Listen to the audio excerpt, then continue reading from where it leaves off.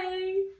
Okay, so I don't know how I'm going to do this, so we're just going to play around with this the first time. So I'm going to cook a Harissa fish stew, which is one of my favourite things. Ozzy loves it. It blends well, so we can all eat it. And it's full of lots of healthy food, which is, for me, like, so important. You have to excuse my non-aesthetic kitchen, but one is in the works. I've been waiting for 6 years, so who knows. And my pyjamas. So I'm cooking my pyjamas. I've been out all day, dressed nice, and then I come home and I want to be comfy. So I'm going to tell you about Nellie's diagnosis story, because so many people ask me this all the time, like, what were the first signs? How did I know something was wrong? And sort of like, what was the road to diagnosis? And I think this is a helpful story, and it's also just like, it's our story, I guess. So I'm gonna tell you while chopping an onion. So if I start crying, it's not me, I promise. I'm not being an emotional wreck. I am chopping an onion. So I'm using one red onion. I don't know why I prefer red onion, but I do prefer red onion. I don't know if they're sweeter.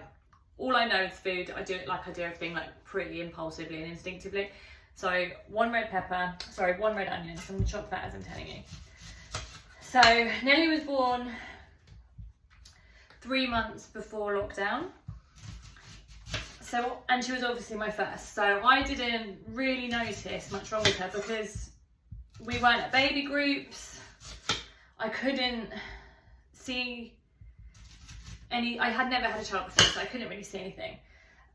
But my mum, who we lived with during lockdown, just felt like something was wrong with Nellie.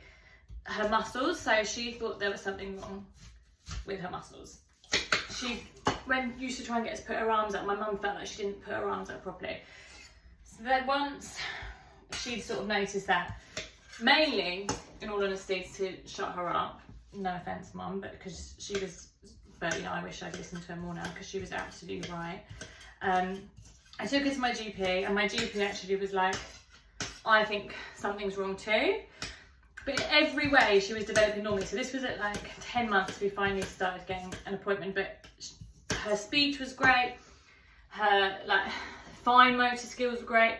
Everything was developing normally, because especially at 10 months, there was no brain damage at that stage. So she was doing fine, but her muscles just seemed a bit like they weren't working the same way. And now I've had Ozzy, I say to my mum, like, I can see what you mean, because Ozzy's so firm in his movements and doing things, whereas Nellie was always a bit jittery. And she had a funny foot, which I will show you now.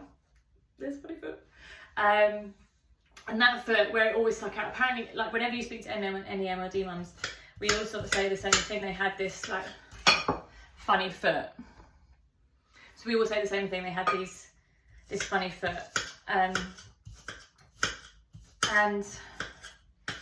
so eventually, so the doctor, GP referred her, and we went and saw a consultant in Brighton. She also, I think she was 11 months then, and she also wasn't crawling yet.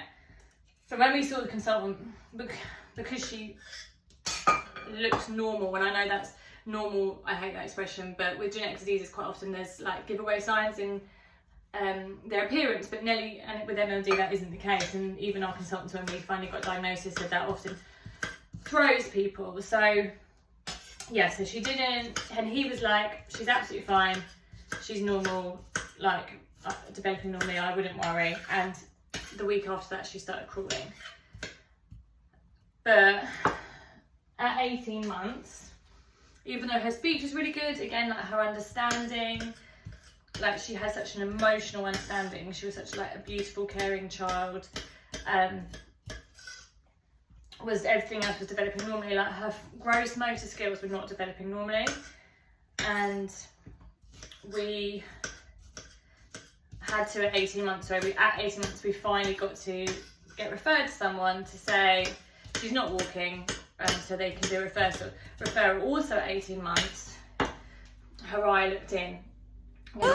Say ow! And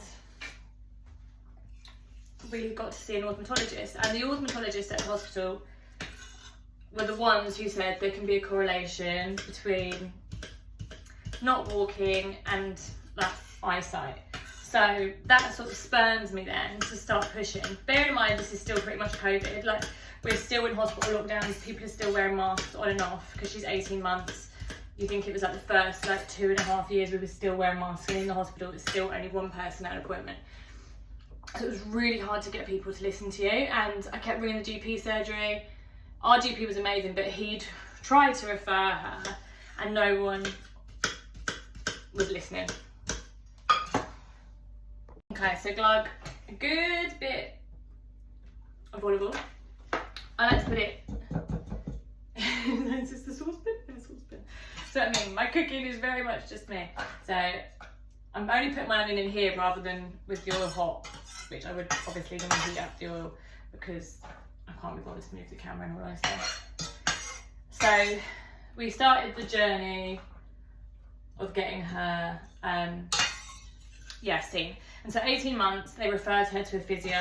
That was over Zoom because, again, COVID. And they nearly said no to me, but luckily someone just saw something right at the end and they said, okay, we'll send someone out. I'm just gonna put this on the stove. Okay, so your onion's doing its thing over there. It's having a little fry. And then I'm just getting on with the garlic. So I love garlic, so I'm gonna use 4 cloves, but obviously it's really down to you and your taste of garlic. So we got a physio. And the physio kept coming, and because Nellie, again, looks normal and talks normal and understood so well and wanted to try so hard because she really wanted to walk, it was actually heartbreaking. They didn't think anything was wrong. The physio even said to me at one point when I was like, I'm sure she's getting worse. I was like, I'm sure she's not getting better. She's getting worse. The physio said, you've got to stop being so negative about this, which if any of you have followed me for a while, you know I'm not really a negative person, so it was quite upsetting. But I went along with it, and I listened to her, and we just fought really hard to try and get her a walker. We really wanted her to walk. She just would say to me, I walk mummy all the time. All she wanted to do was walk. And we couldn't get them to give us a walker. Okay, so I'm now just gonna crush my garlic.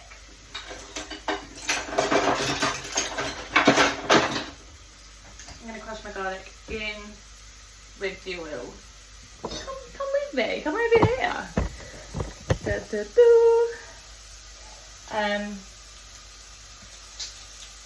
And this went on for a really long time, for like another 8 months.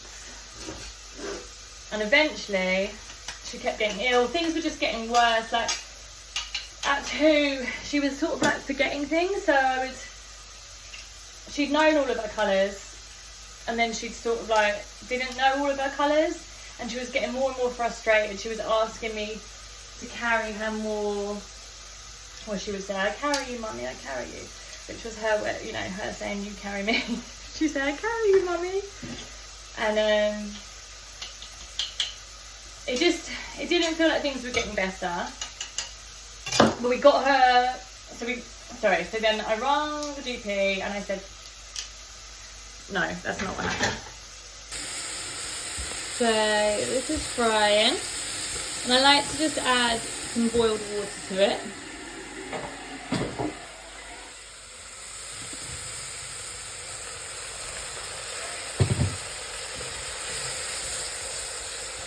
Apparently makes it glassy. Ignore these. I don't know what this is. I've obviously not washed these properly. I'm terrible at washing up. Okay, so the onion and garlic are over there cooking until soft. And then I'm just going to cut up these sweet red peppers, red Romano peppers, and put them in the oven to roast them. So I'm just going to give them a wash. Okay, so she kept getting ill, and it felt like she was getting ill way more than she should do, and there was just little things, more and more things were coming out, but not anything huge. But like I say, the forgetfulness, she would have like trouble, like not remembering things, but obviously where the processing part of her brain was slowing down, like putting things together. When you'd ask her to do things, she was just getting really frustrated, so it felt like something was off. And she got oral herpes from nursery, and she was really ill, and I took her to the GP, and I said to the GP, like, We keep getting ill. When she's ill, it takes us like weeks for her to recover. Her speech is going backwards. I'd had a list at the point this time with her symptoms, and it was things like when she swallowed, she coughed, she kept being sick, she was forgetting things, she'd ask to be being carried. She just felt like something wasn't right. Like when she'd wake up in the night, she'd be shaking, so she'd get her bottle, she'd want a bottle in the night, and to drink it, she'd be shaking. She just felt like something was off. So he agreed that she needed to see a consultant, but no one would listen to him because he'd also tried lots. So he sent us to the hospital for the oral herpes. So I'm just going to put the peppers in the oven with some olive oil. I'll be back. They've gone in the oven. They're going to probably go in for about 25 minutes on gas mark 5. I think it's 180, isn't it? 180? Something like that. So we went to the consultant at the hospital, who is now our consultant, and I pretty much begged her once we were in front of her. Sorry, I shouldn't have even put that in my mouth. I can't talk and eat pepper seeds. And she agreed we needed to do something. So I had to hound her secretary because she made me a promise, and I said, she's promised me like every day ringing, and eventually we got a brain scan. So that was the next stage. So that's the next stage. That's a bit of a painful stage. So I'm going to just let's do a little bit of cooking to break it up. So the onion and garlic is in there, and then I'm going to put in some paprika. Like I say, I'm just going to put some paprika in. So this is how much. It's not an art with me. It's really just, sorry. So some paprika's in there. I'm actually going to probably put more. It's probably more like there. And then I'm going to put in my tomato sauce and my beans. Someone said, can you use something other than beans? I'm sure you can. I don't think it even needs beans, but I just love to add a little bit of protein. So I put beans in everything. Chickpeas, lentils, beans, all of these things. I'm all about that life. So put these in here. I love this brand, this Mutti brand. Mutti. They're just, so they are spenny, guys. But if there's one thing I can spend money on, it's food. And then I put in the beans. And I put in the beans with the water because I need some water in there. So I just put the whole thing in. If that gives you the creeps, I understand. But, you know, it's just water that's gone black because of the beans. So, yeah. So we got Nellie's brain scan. COVID, and it was Thursday. It was the day before Easter Friday, and I had to go on my own. And me and Nellie were eating an Easter egg because it was, like I say, the day before Easter Friday, and work had just given me an Easter egg. And we went in there, and her neurologist, who's our neurologist now, was lovely. And he was just chatting to me, and then he was like, okay mum, come over here, come and have a look at this. And he showed me her brain, and I could see damage on it. It was very clearly damaged, but I really had a belief it was cerebral palsy, and I really wanted it to be cerebral palsy because it wouldn't have got any worse than it was then. That would have been like the extent of her damage because it's not progressive. And I started doing research, and he was like, it's white matter disease, and we think it's progressive and we need to find out what kind. And that was the start of a diagnosis.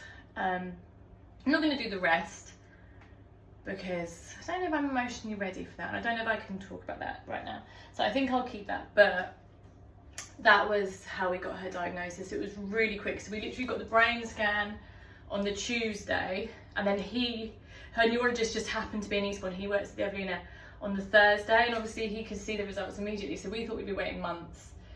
I didn't think I'd be going there and that'd be happening, but I literally turned up and I was on my own, and he said that, and then I had to go outside and tell Tom. I was maybe walking home, and I was like, I can't. I can't walk home, you need to come and get me. And he was like, what's going on? And he just didn't really believe me.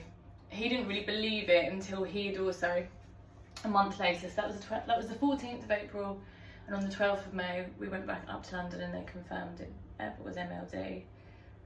So that's a diagnosis story. So it's hard to say because I didn't really think there was anything wrong. I knew something was wrong with her, but I didn't even know about these diseases, so I didn't think it was that. Okay, let's get back to cooking. Okay, so we are here. This is what this looks like, and this so far is only like 5 ingredients, and I'm now gonna do my potatoes. Here's a cleaner pan. I'm not completely grotty, a little bit grotty, not completely. So I'm gonna do the potatoes. So that's the diagnosis story, and then someone asked me, did I see a huge difference between her and Ozzy? And I did. But for example, sorry, un momento. For example, like, her speech was much better than Ozzy's is now, and she didn't ever have a tantrum. She was just so emotionally understanding.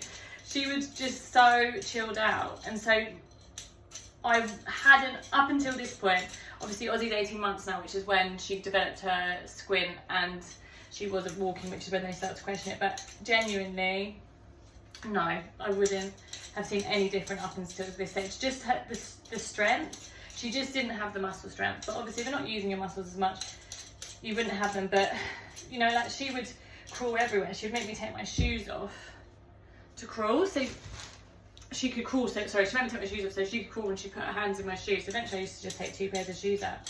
But she was so determined and so aware that no, her cognitive understanding and everything and her speech was probably better than Ozzy's is. Okay, so I'm just peeling potatoes. I love mashed potato, so I will use any opportunity to use mashed potato. Mashed potato is not your jam, like I say, use rice. So one of the questions was how I first felt when Nellie was first diagnosed, which I thought would fit in with this, because I had lots about like how I cope and what I do for myself, so I'll do a whole other one in regards to that, but I just thought I'll keep this all within the same sort of box. So when Nellie first got diagnosed, in a strange way, I felt a bit of relief, because for the last month I'd been completely on my own, because I'd been the only one in that meeting, and Tom carried on working. Tom just didn't believe me, and in that month when she'd first had her diagnosis, she just went downhill really quickly, and I just felt like I was going a bit mad, like I was on my own. So I think relief's not the right word to say, because I didn't feel relief. I felt like my heart had been broken into a million pieces. I felt like someone had gone like that. So, over and over 100 times.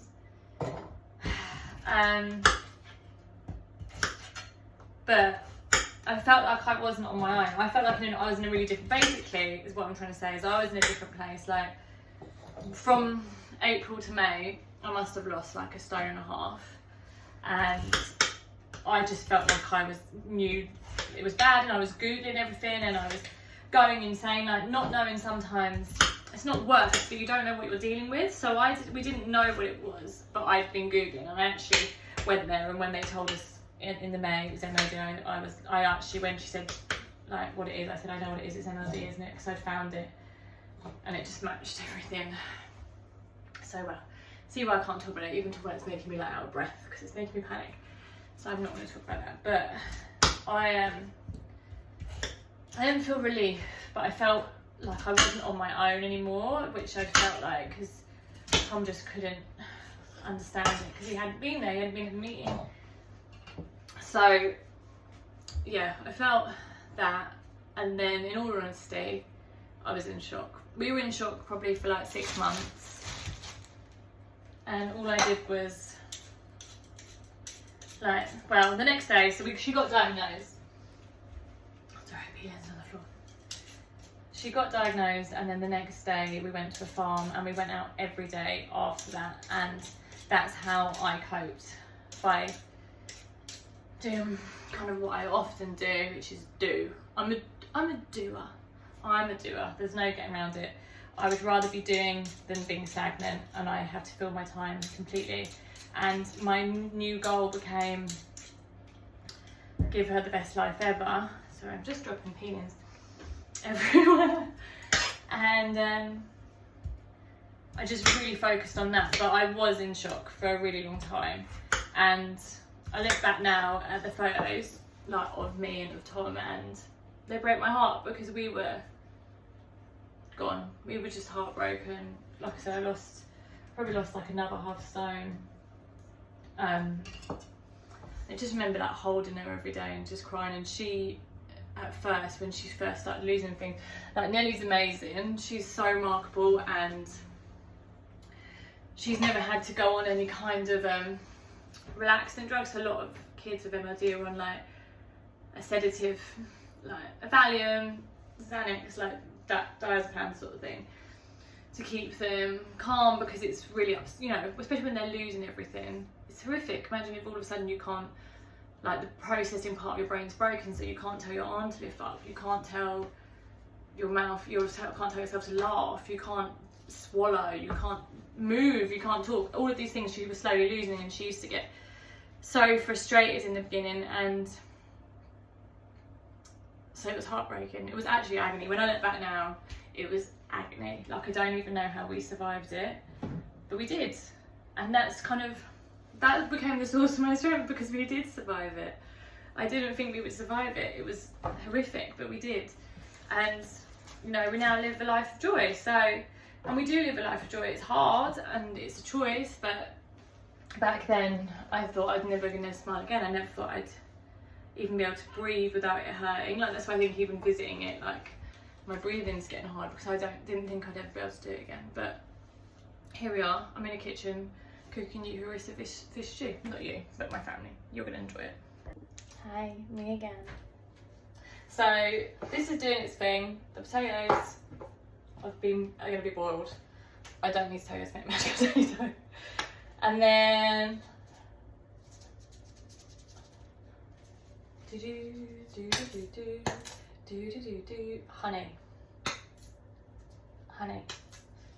honey. So do a nice squirt of honey. Oh my goodness. And then the harissa. This is what I'm not good at, is telling you measurements, okay? So this is the size of the harissa pot, and I will probably use half of it.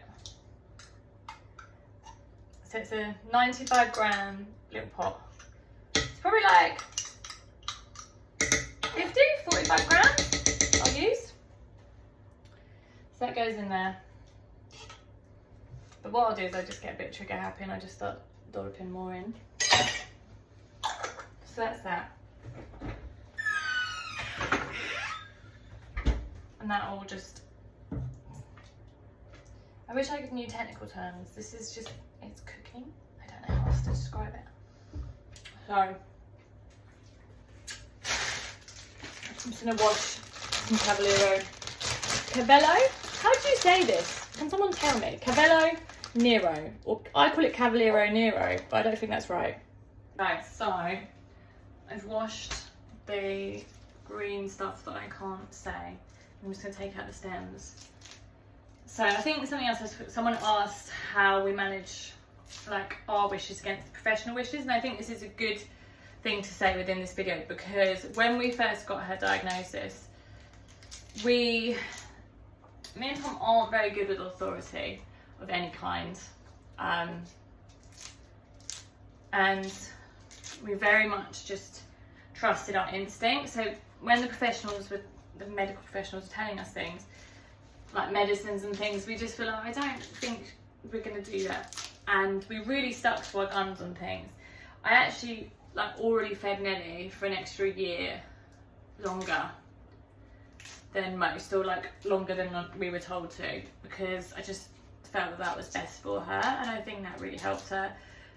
She's still on the same, she's on 2 medications at night and 1 medication in the morning, which is amazing, and that's because we use lots of other things, which I'll probably talk about in another video, to control her symptoms. But we've been really lucky with our professionals, and we've actually found that if you are quite sure on how you want to be, then they will go along with what you want to go along with.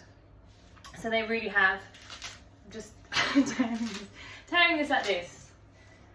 Ozzy is having a nap, by the way, and Nellie's at school, so this is how I'm going to do this on a Tuesday, when Nellie's at school and Ozzy is napping. I'm going to film food. So I'm going to take this. I'm going to take it over here, and I'm just going to drop it in there. So that's that. Like I say, so it's very simple. Very simple recipe, very easy, and full of goodness, and it's so great in autumn. So that's in there, creating flavours. I'm creating the ambience, and that's creating flavours. I'm just going to talk absolute rubbish. I'm going to put some plum tomatoes, it's like 6 or 7 in there for them to heat up. Maybe 8. Have a bonus one. And I will add pink Himalayan salt, but not until I've served Ozzy's and Nellie's. So that goes in for like mine and Tom's, but I will put some chili flakes in there. I add chili flakes to most things. Ooh! I always do this. Oops. I break it. Okay. I'm just going to put that down. So yeah, so that's there. It's basically done. It just needs cooking, and it just needs the peppers and the fish added. So one of the other questions, I'm just going to link in with this, and then I think I'm nearly done, is, and you can see I've cooked on in real time, so you can pretty much cook this. I think it's such an easy meal to do when the kids are playing, watching TV, whatever. Peppers! The peppers need another 5 minutes, so I've got a South African Hake, so let's do the fish. I was a vegetarian, I actually was a vegan and then a vegetarian, and now I'm pescatarian, but I've been vegetarian for like 10 years because animals, I love animals, but I started eating fish because I get very tired, and I do find it helps, and I love fish, which is not an excuse. I can normally give things up I love, but I needed it. I needed some protein. So all I do with the fish, genuinely, some people might hate this, but I just break it up into like little bits. You don't really have chunks of it, it all sort of flakes, so I'll just break it up a little bit.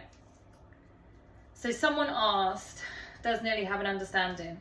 And this is a hard question, not for me to answer, because we genuinely don't know. And even her neurologist said to me the other day, when he said how well she was doing, and he was lovely and said it's because of us, said they don't know, because the part of the brain that gets damaged is the processing part. It's not the feeling part initially, it's the part that processes, like I said, the part that tells the brain tells the body what to do.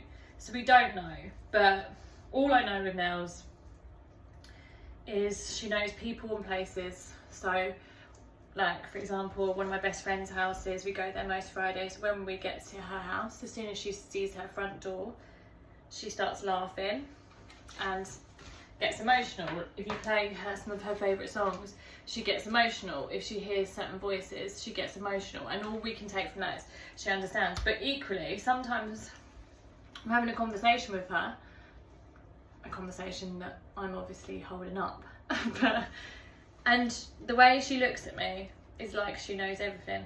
And I've felt like that, in all honesty, since she was born. She is my soulmate. I don't think we even need words to talk to each other.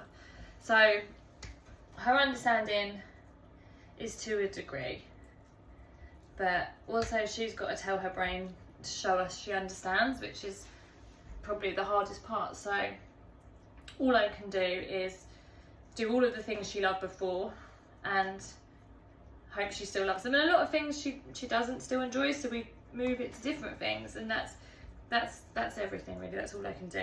Okay, so the fish is torn into little chunks, and I'm going to transport that to the bowl. I'm going to use my hands. So I don't know if you can see this big pile of fish here.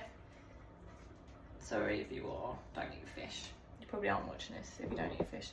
But I'm gonna put this in the saucepan.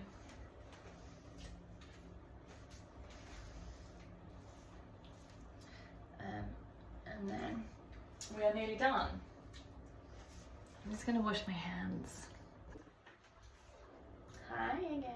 I keep pausing it and then I feel like I have to be like, hi, introductions, but I don't really, do I? Don't even need to do that. So, food, the fish is in. Now, I feel like I have to tell you this, but I don't know. I would cook this for like 20 to 25 minutes on a low heat. That should cook fish, but obviously, please gauge it yourself if you don't think the fish is cooked. It should be plenty of time, but I look like MC Hammer. Yeah, it should be plenty of time. So that, I'm going to show you in a minute what it looks like. And then I'm just waiting with bated breath for my peppers to be done. So once my peppers are done, we'll be done. So the peppers are roasted. I suppose you could buy like the ones, you know, the ones in the jar and use them. But like I said, I really think this is like such an effortless dinner. And then chop the peppers like this. Not big. Everything sort of just forms together. And then add them to, that was when meant to be done. Add them to your pot. A bit like this, and it looks a little bit waterless. I'm just gonna add a tiny bit more. Like there. Just so it can boil away for 20 to 25 minutes and it's got enough water to sort of soak up. I want it quite thick. It's not as nice as if it's watery, so I'll leave it like that. And if at the end it doesn't feel like there's enough harissa, I'll just add more because it just goes in easily. But that's pretty much it. That's pretty much the fish stew. So thank you for joining me, and I'll show you what it looks like at the end. I don't need to do that, but this is what happens when I'm just on my own with the phone. So thank you. So this is what it should look like at the end. Delicious. Mash is just about to be mashed. Yum! Well done!